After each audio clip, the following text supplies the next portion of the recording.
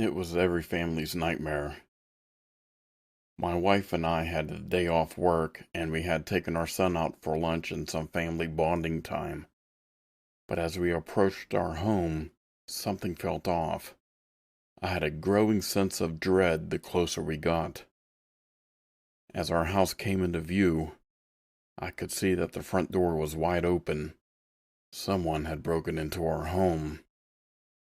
I told my family to wait outside in case the intruder was still inside. They obliged, and I slowly and silently made my way through our house.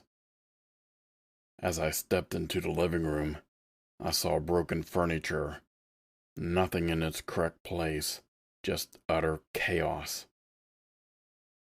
Was this person looking for something? Did they have malicious intent? Why our home? Why us?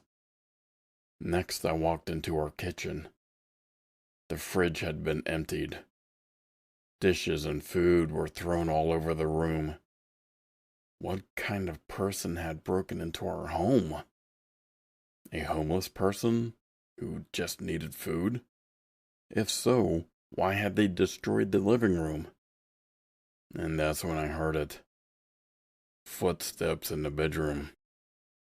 The intruder was still in our house.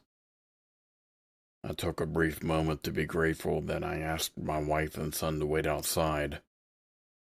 It was impossible to decipher this person's motive so far. But I was about to come face to face with the person that forcefully entered our home, and I would demand answers. I crept toward the bedroom, slowly. Slowly, I approached the door and focused on the sliver of light slipping through the crack. I can see faint shadows dancing in the light.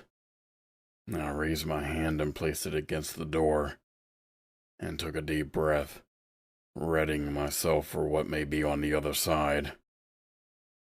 I pushed the door open and stepped through the threshold with authority.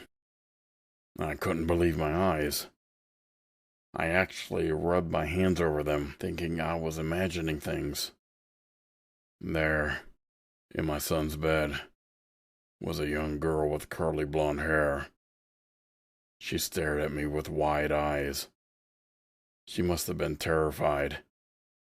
I must have been a few feet taller and at least 100 pounds heavier than her. I must have been a sight to see for that little girl. But she should have considered that before breaking into my home. I called my wife and son to see what I found. "Is that a human, Papa?" "Why, yes it is, baby bear. That's dinner."